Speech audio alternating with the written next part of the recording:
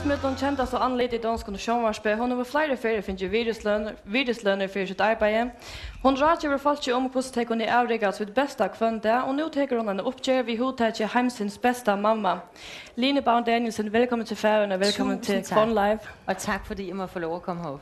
Ja, du har været tv-vært og journalist i 20 år. Ja. Du har interviewet alle mulige kendte og ukendte mennesker også, og du er også rigtig god til at stille de rigtige spørgsmål.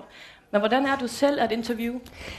Jeg tror faktisk, jeg er meget nem at interviewe. Jeg er sådan en, som jeg fortæller altid meget mere, end jeg har lyst til, så jeg fortryder tit en masse af de svar, jeg har givet, når interviewet er overstået. Og så er jeg glad for, når det er et trygt interview, så kan man altid få lov at læse det igennem, og så kan man sige, ej, det har jeg sgu fortrudt, jeg sagde.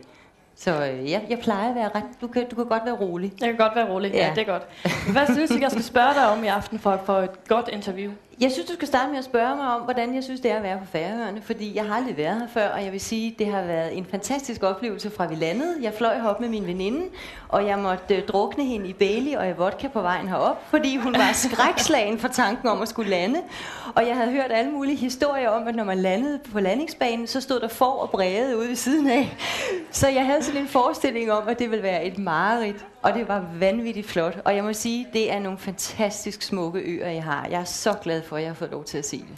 Tak, det synes vi også selv. Ja, det kan jeg godt forstå. Ja, det eneste, jeg tænker på, hvor er træerne?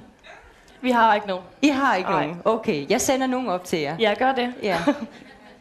Du rådgiver også omkring at være på og at yde sit bedste hver gang, eller hver dag. Og så har jeg lyst til at spørge dig, før vi går i gang i aften. Hvad skal jeg gøre, eller hvad skal vi gøre for at yde vores bedste her i aften? Det bedste, du kan være, det er forberedt. Ja.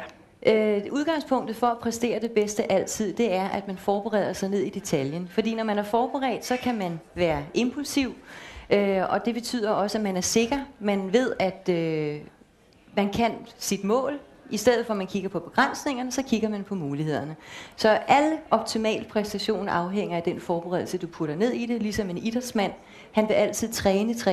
100-meter løberen, han koreograferer sit løb ned i mindste detalje, på samme måde som radiovært, tv-vært eller alt andet, du foretager dig i livet. Det kræver, at man forbereder sig.